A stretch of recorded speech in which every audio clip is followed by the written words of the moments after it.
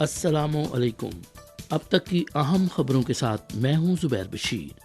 سب سے پہلے خاص خبروں کا خلاصہ۔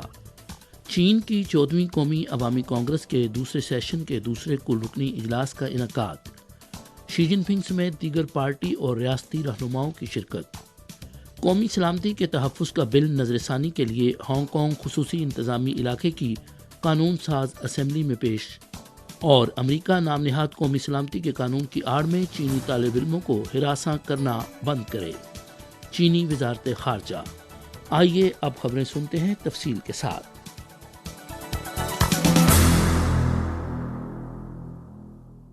چین کی 14ویں قومی عوامی کانگریس کے دوسرے سیشن کا دوسرا کل رکنی اجلاس 8 مارچ کی صبح بیجنگ میں منعقد ہوا، جس میں قومی عوامی کانگریس کی قائمہ کمیٹی کی ورک رپورٹ، سپریم عوامی عدالت کی ورک رپورٹ اور سپریم پروکیوریٹریٹ کی ورک رپورٹ سنی گئی اور ان پر نظر ثانی کی گئی۔ شی جن پنگ، لی چیانگ، وانگ ہوننگ، چائی چی، ڈینگ شوئیشیانگ، لی شی اور ہان زنگ سمیت رہنماؤں نے اجلاس میں شرکت کی۔ قومی عوامی کانگریس کی قائمہ کمیٹی کی طرف سے این پی سی کے چیئرمین چاولا جی نے این پی سی اسٹینڈنگ کمیٹی کی ورک رپورٹ پیش کی۔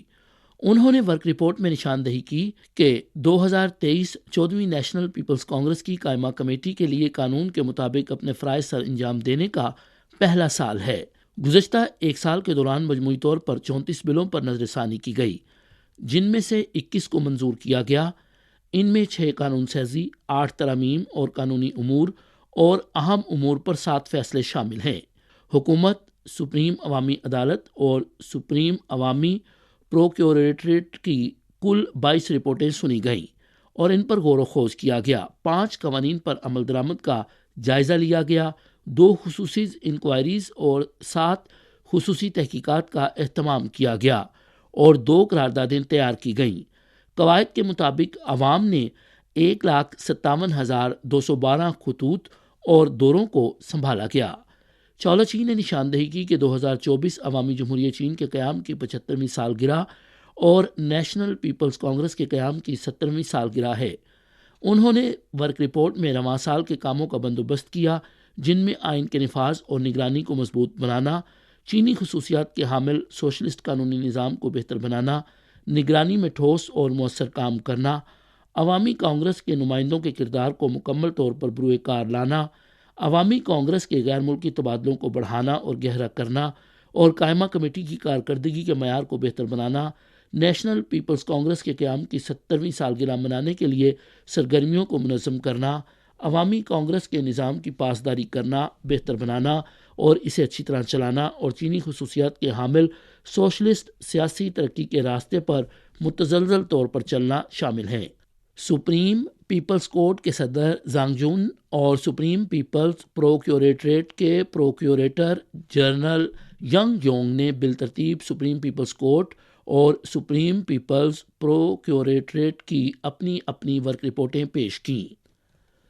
13 تاریخ کو چین کے وزیر نقل و حمل لی شیاؤپنگ نے 14ویں نیشنل پیپل کانگریس کے دوسرے سیشن کے دوران ایک انٹرویو میں کہا کہ چین نے دنیا کا سب سے بڑا تیز رفتار railway network, highway network, postal express network اور عالمی معیار کا پورٹ کلسٹر بنایا ہے۔ انہوں نے کہا کہ چین کی نقل و حمل کی خدمات کی صلاحیت مسلسل بہتر ہو رہی ہے۔ اعداد و شمار کے مطابق 2023 میں لوگوں کا اوسط روزانہ بین العلاقائی بہاؤ 160 ملین تھا۔ روزانہ کارگو نقل و حمل کا حجم 150 ملین ٹن سے زیادہ تھا اور ہر روز 360 ملین ایکسپریس پارسلز جمع کیے گئے۔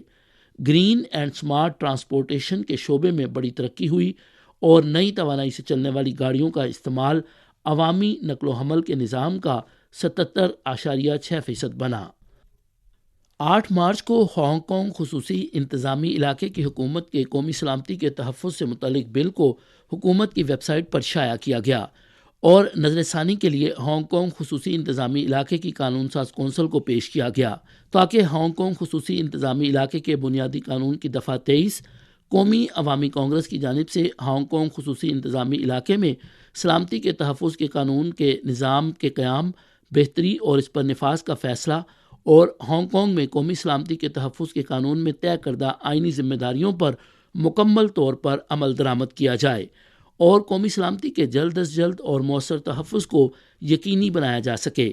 قواعد کے مطابق ہانگ کانگ خصوصی انتظامی علاقے کی قانون ساز کونسل کے صدر جناب لیانگ جون ین نے بل کی پہلی اور دوسری ریڈنگ سے نمٹنے کے لیے 8 مارچ کو 11 بجے قانون ساز کونسل کا اجلاس منعقد کرنے کا فیصلہ کیا۔ ہانگ کانگ خصوصی انتظامی علاقے کی حکومت نے 30 جنوری سے 28 فروری تک ہانگ کانگ خصوصی انتظامی علاقے کے بنیادی قانون کی دفعہ 23 کی قانون سازی پر عوامی مشاورت کی اور ان میں سے 98.6% نے قانون سازی کی حمایت کا اظہار کیا اور بہتری کے لیے مثبت تجاویز پیش کیں۔ اس سے ظاہر ہوتا ہے کہ قانون سازی کے حوالے سے رائے عامہ کی مضبوط بنیاد موجود ہے۔ حال ہی میں جب ایک چینی طالب علم امریکہ کے سان فرانسسکو انٹرنیشنل ایئرپورٹ میں داخل ہوا تو اسے امریکی سرحدی قانون نافذ کرنے والے حکام پوچھ گچھ کے لیے ایک چھوٹے بلیک روم میں لے گئے۔ 20 گھنٹے سے زائد عرصے تک حراست میں رکھنے کے بعد بالآخر اس کا ویزا منسوخ کیا گیا اور اسے وطن واپس بھیج دیا گیا۔ 8 مارچ کو چینی وزارت خارجہ کی ترجمان ماؤننگ نے یومیہ پریس کانفرنس میں کہا کہ حالیہ واقعات نے ایک بار پھر یہ ظاہر کیا ہے کہ امریکہ قانون کے نفاذ کے عام دائرے سے بہت آگے نکل گیا ہے۔ امریکہ کے عمل نے چین اور امریکہ کے درمیان معمول کے افرادی تبادلوں میں سنگین مداخلت کی ہے اور چینی اور امریکی سربراہان مملکت کے اتفاق رائے کی بھی سنگین خلاف ورزی کی ہے۔